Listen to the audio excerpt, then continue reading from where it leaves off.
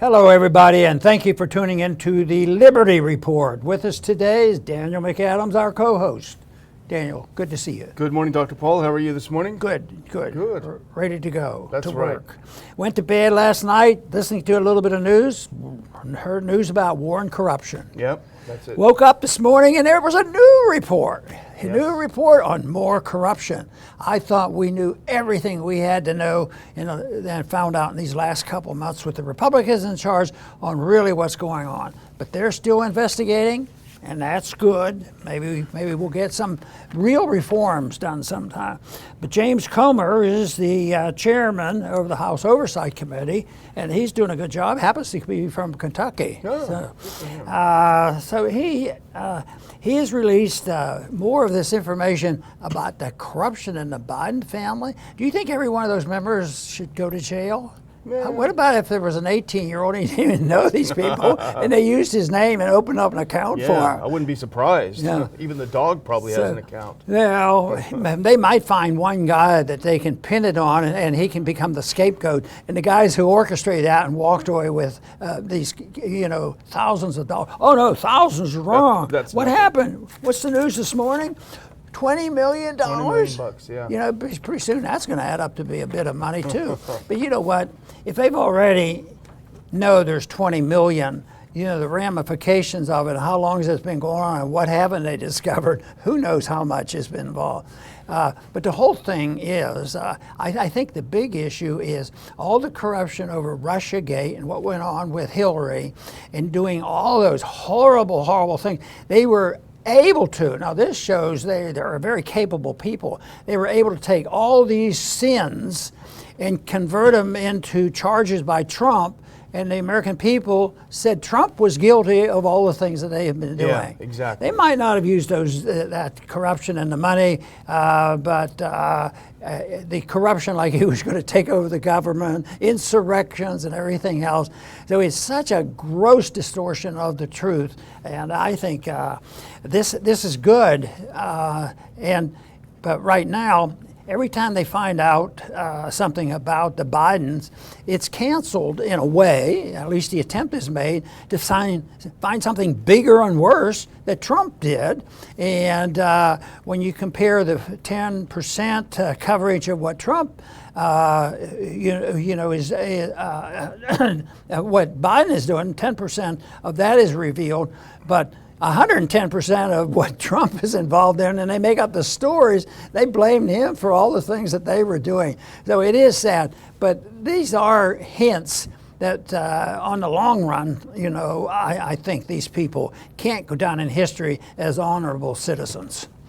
Well, this is the pattern in the Biden family, and it really is a mafia family. There's no question about it. If you remember back, Trump's first impeachment was he got on the horn with Zelensky and said, hey, can you look into some of these dirty dealings of Biden? Well, it turns out now, and we'll talk about it in a second, that there was plenty to ask about that. So what did Biden do? He pushed his people to impeach Trump over asking about the dirty deals, which is exactly what they did about that prosecutor in Ukraine. He started looking into Hunter Biden's dirty deals. Boom, they got him fired. Biden himself bragged about getting him fired. So this is what they do. It's like The Godfather. You go against them, they knock you off, and that's what they're doing. So here's the breaking news from this morning, if you put that first one up, which is that Comer, as you pointed out, has done us all a favor. House GOP released bank records on Hunter Biden payments from Russian and Kazakh oligarchs. Total clears $20 million, $20 million bucks. Here's how the Daily Caller put it, if you do the next one. House Oversight releases bank records showing Hunter Biden took millions from Russian and Ukrainian oligarchs. They were for sale, and the money came flowing. And as we know from other releases, they had all these shell companies. And, I was reading some Democrats said, well, they never proved that Biden got a check.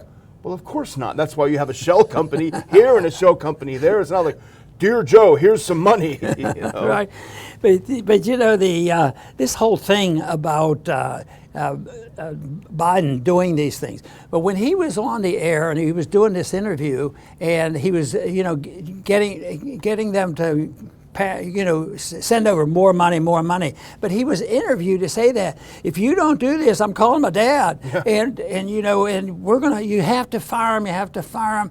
And then it was so blatantly evil, but he bragged about it. Yeah, so that's crazy. where their mentality is. I mean, it's so open-ended there, and you can see what they're doing. But then they think they're arrogant, and they think they can get away with it. And I don't know what year that was, but they do get away with it for a little bit. And, and look, they were flying high, and they say, "Well, we have Trump on the ropes." I guess they could have done that to weaker souls than Trump. Trump's has positives and negatives. But one thing is, they don't push him around too much. The average person would have said, "I've had it. This is just too much." And how can but the amount of money that Trump had to spend, raise the money, his money, and spend just to keep these cases, answer all the charges made. Yeah. It's really criminal. And how come they can't file suit against these unreasonable charges? There's supposed to be rules against that on what they can charge them. But if they're all lies, that some days they ought to be punished. They're the crime family. Well, let's look. Here's the memo. If you turn on that next one, it was a 19-page memo outlining all of the details of the records that were being sent. As you can see now, it was released just this morning. Third bank records memorandum from Oversight Committee investigation into the Biden family influence peddling and business schemes. Now here is if you go to the next one, here is a Fox News write-up of it. And we're not going to go into the weeds here too much, Dr. Paul. That's not really what we do on the program, but here's a couple of things. This is from the Fox write-up.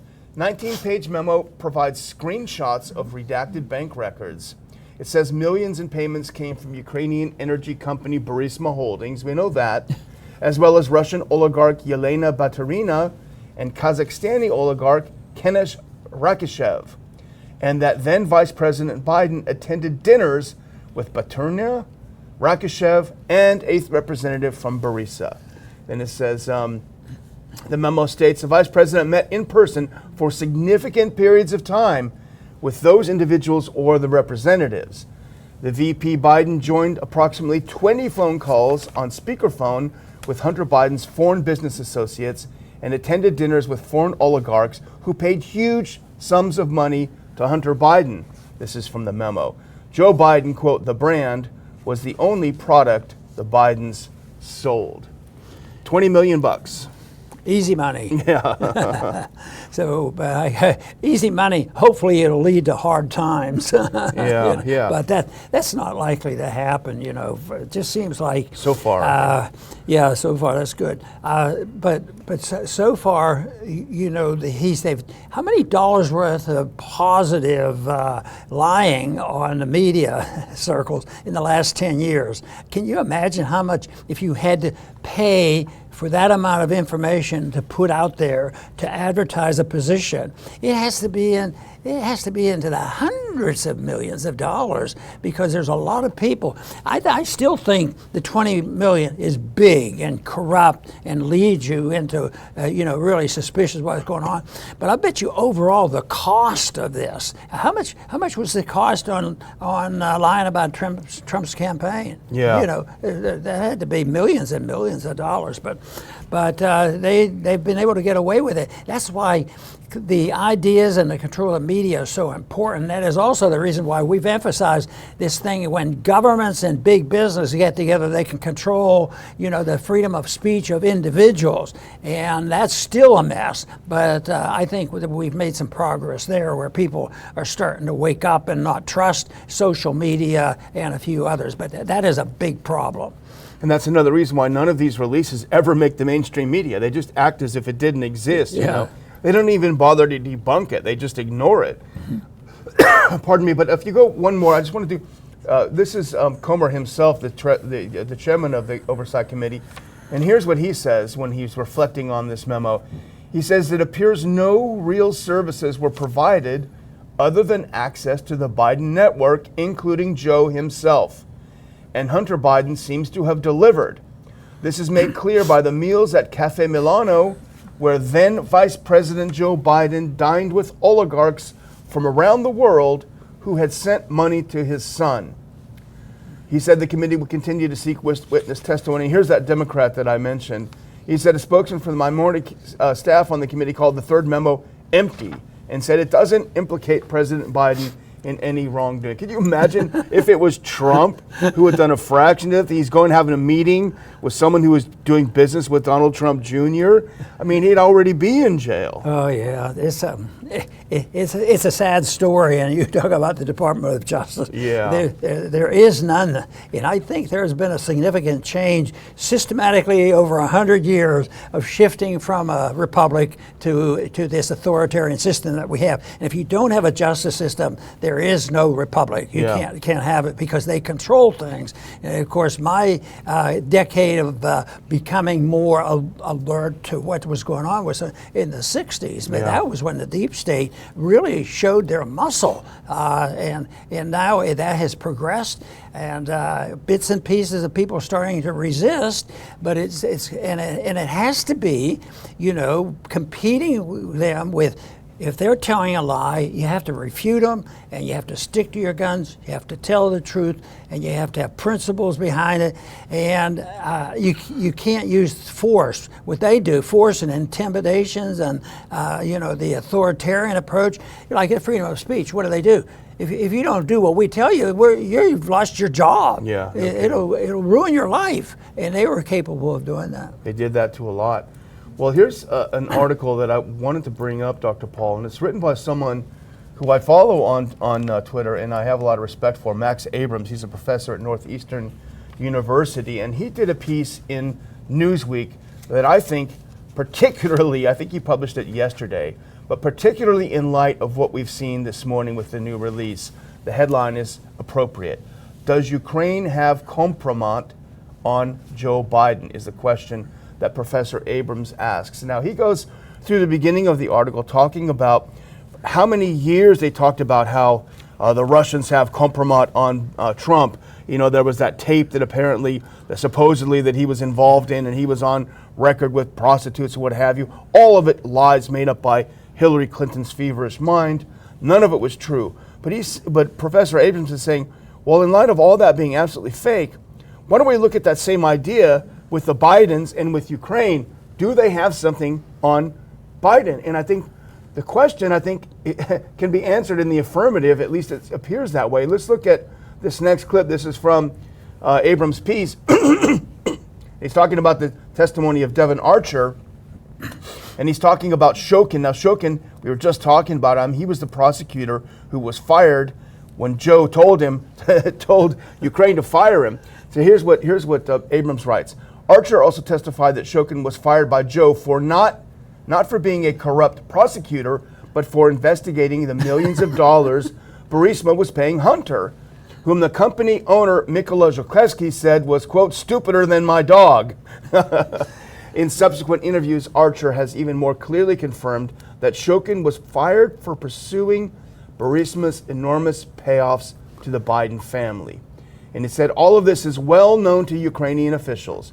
Shokin himself released a video, and I watched part of that video, Dr. Paul, directly rebutting Biden loyalists in the American media, in which he explains in detail why Vice President Biden threatened Ukraine's president with holding back critical American aid if Shokin was not immediately fired. If we put the next one on, sorry to belabor this, Dr. Paul, but I think it's a good question. And here's what Shokin said in a video he made just recently. He said, the depiction of these investigations as dormant has nothing to do with the reality of the facts. Mr. Biden was told we were going to start questioning his son and others, Archer and others, all involved in the Burisma case. And everyone understood very well that this fight was going to end badly for them. Biden had understood what was looming. We were about to reach the outcome of the case. Having understood all this, Biden used all the unofficial means at his disposal. Biden was acting on behalf of his own interests for his family. Joe Biden had reason to fear all of this would eventually fall on his son. And for that, he was fired at the demand of Biden. I find this fascinating, interesting, and an evil that what a dishonest Department of Justice can do within our country, but this is international. All of a sudden, you know, that they're talking about not a problem here in the United States, but you know, in a foreign country. But that confirms the fact that I think, you know, the deep state is very powerful. I do believe we have an empire, and I don't believe we have national security if they can take and be corrupt over there just as casually as they do the corruption here. It's all one and the same, and it's either bribe them or shoot them, you know, and that to me, you know, has developed over a period of time. But it's also something that if it's not attacked, it's not going to go away, you know, easily. And to me, I think it's surprising that you know, they work so hard to get all this money, and everybody likes to have money, and people should look at people who have been successful, and I'd like to do that. I'd like to have a car and a house and take care of my family and have a vacation.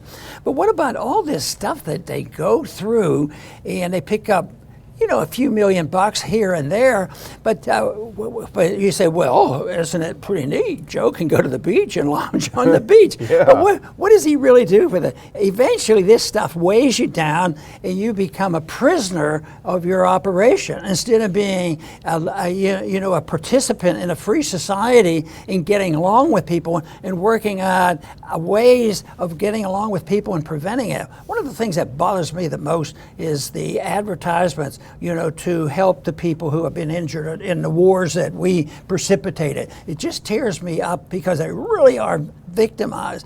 But we should be doing a lot more to not only being compassionate about helping people like that, I believe in that, but I also believe in the compassion that pressures us to say, well, why don't we look at the cause and why don't we work to prevent it and steer from this? Because right now we're talking about a symptom of a corrupt system and a corrupt justice system, a corrupt monetary system, a corrupt military and military-industrial complex. It's all that. But if we don't go back that one step and look at what is the precipitating cause, and it is dishonesty and not having a belief in what a higher law is all about, and even if it exists. Yeah, absolutely.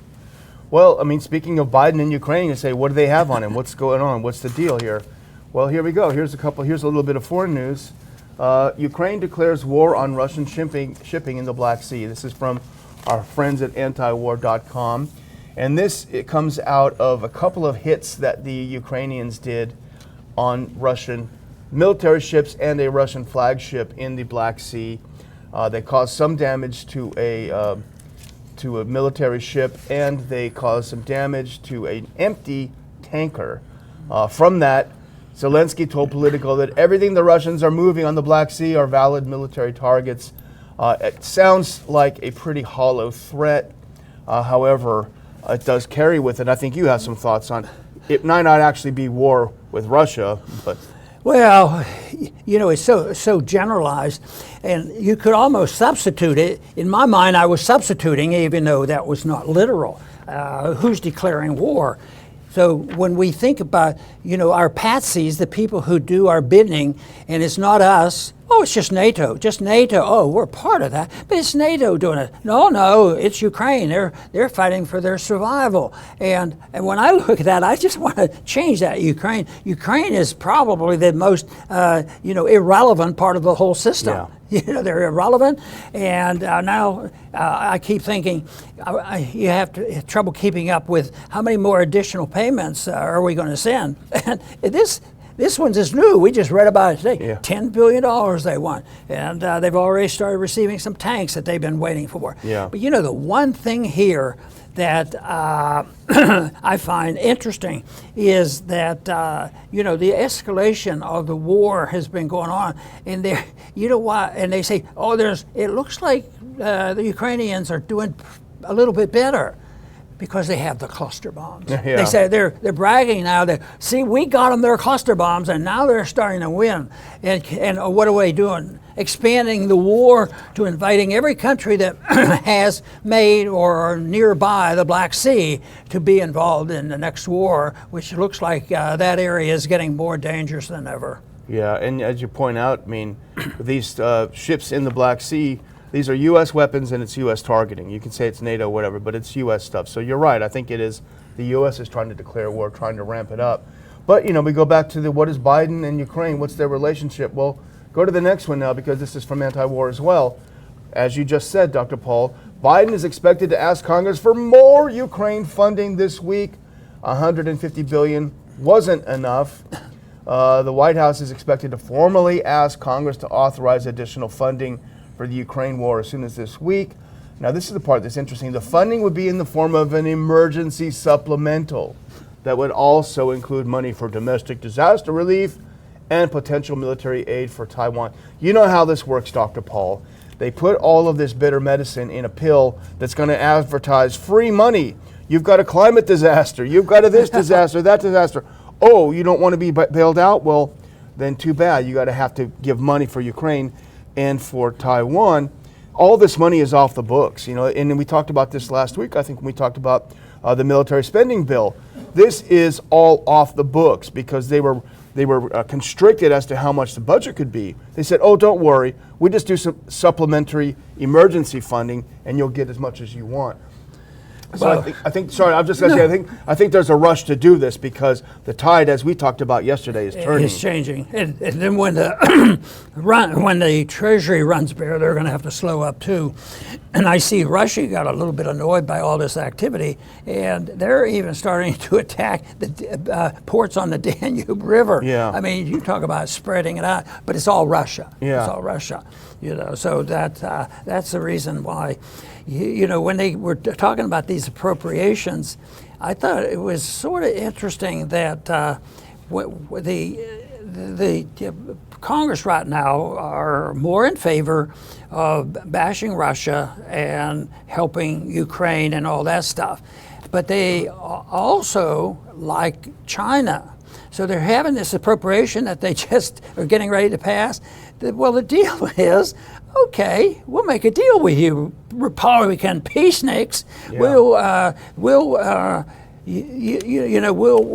we'll do is you can vote for money for Ukraine, and we'll vote money for China. Yeah, we all win. That's that bipartisanship Yeah, that exactly. usually just totally backfires on people. So, but if you have a principle of war or peace, you don't have to do this Mickey Mousing around. Oh, sometimes we're for war, and sometimes we're for peace, Yeah. and sometimes we'll do this, and we'll work a deal. Maybe if we bribe this guy, they can change their mind. So it's nonsense, and it isn't that hard to figure out what is right and what is wrong, and we could at least have a guide of our Constitution to tell us what we should be doing, but I still think that people should be more aware of what a higher law is all about, and it doesn't mean that you should kill as many people as you can to get away with more effort to gain power and money. Yeah.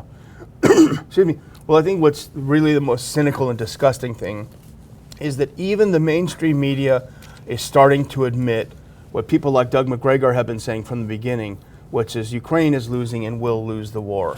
But despite admitting this, they're still egging them on. You guys, more of you need to die. You need to be slaughtered because we need to attack Russia. Here's a CNN article, one in the latest in a long series of recent articles admitting that Ukraine is losing. This title is Western Allies Receive Increasingly Sobering Updates on Ukraine's Counteroffensive. Quote, this is the most difficult time of the war. And let's go forward because this is one quote from this. And remember, this is CNN, the most pro-war probably network there is. Here is a senior Western diplomat quoted by CNN, quote, I think they're still going to see for the next couple of weeks if there's a chance of making some progress. But for them to really make progress that would change the balance of the conflict, I think it's extremely, highly unlikely. They know that they're not winning. And let's fast forward one more. Mike Quigley, U.S. representative and Illinois Democrat, he also knows that. Our briefings are sobering. We're reminded of the changes they face, he said. This is the most difficult time of the war. Yet he still urges more money to be spent and for the war to go on, even seeing as they do that there is no counteroffensive gains whatsoever. You know, and Doug's had the experience, had military experience, and now he's a historian and he understands this. But I'm still anxious to get people to think about these things sooner. You know, how long are we going to be there? When's the war over? What do we do? And who is the enemy? And why is that country the enemy today, but not yesterday? And that's the whole problem, I think, is they just won't. I remember one time when the committees were, the Foreign Policy Committee was debating this acceleration of the war in the Middle East, and there was one of the experts down there says, okay, how long do you think it's going to last? What is it? Do you think you're going to be there 6 months, 6 years, or how many? How many casualties do you think you have? And if you recall, there was zero answer. Oh, we don't know. You know, Dr. Paul, we can hardly. we can't mess around with those details. Yeah. And then I think I was really brash. I said, you know, this war could last for 10 years. Yeah. Boy, did I understate that, huh? Yeah. Who was it? That was the famous neocon. He'll come to me in a second. Richard Pearl. Yeah, your friend. Dr. Paul, I'm afraid we can't. It's not going to last longer than a couple of days, honest. Yeah, we'll be home next week. Yeah. So I'm going to, if you think we've managed things, I'm going to ask if we can go to the very last clip. It's a picture, because we were talking about Colonel Doug Macgregor. Put up that very last clip. We're going to skip ahead a few if we can. And put on that final clip. One more after that, please. The final clip. There we go. We've been talking about Doug Macgregor. All of you have seen Doug Macgregor on Tucker Carlson's show over and over and over. Everything he has said from the beginning has been vindicated. Everything Colonel Macgregor has said has been vindicated. You've seen him over and over on Tucker's show. Well, we have him at our conference. I've mentioned it before, but anyone out there watching who wants to hear the person who was right from the beginning, he's going to give a great talk on the 4 horsemen of the apocalypse at the Ron Paul Institute September 2nd conference. I've pinned a link in the comments. It's also in the description to get your tickets today. Listen to Doug Macgregor in person, and as well as a lot of other great speakers. But you're not going to want to miss the opportunity to hear what he has to say. Over to you, Dr. Very Paul. good. And I, of course, would urge as many people as possible to come, because we think it's very important that we do our best to spread a message. And I think this is interesting that news comes quickly. I mentioned at the opening of this program that we're reporting on a release today. And just think how many things could happen between now and when our conference starts. Think of what could happen during the conference, for that matter. You know, on the very day our conference would have been started today, you know, we get these major announcements. But these are important, but they're not the big one. One of these days, one of these exaggerations, the reactions to what's going on can be much more, you know, breathtaking and sinister and costly, and it'll be readily apparent that it's not just Ukraine, you know, being attacked unfairly by Russia. Because it's a lot more complicated than that, but it is not hard to understand if people want to just open up their minds and look at this. The information is there, but it's not going to be on your evening news on the major networks. They're not going to give you that information, and that's one of the things that we're dedicated to, is to get the information the best we can from the people we know and trust and present it, because that's the only real tool we have, is information spread in a way. You know, during the revolutionary time for our country, they had pamphleteering. And I'll tell you what, if they could accomplish what they did against the greatest army at that time ever, to overcome and demand their independence and their liberty, it's pretty amazing. They didn't have a computer and televisions and radios. They didn't have an army. They didn't have anything. But they had their voices. They had a pamphleteering movement, and the information got there. And that is the way things change. People's attitudes have to change, because I believe in the adage that says that the government one country has is a reflection of the attitude of the people. even though at times it gets out of hand, because some of the times the government is so authoritarian and so vicious that the attitude of the people takes a while to get up the ability to resist. So right now we still have enough of our freedoms that we can have a conference, and I'd like to make the conference very successful and spread a message that I consider very important. I want to thank everybody for tuning in today to the Liberty Report. Please come back soon.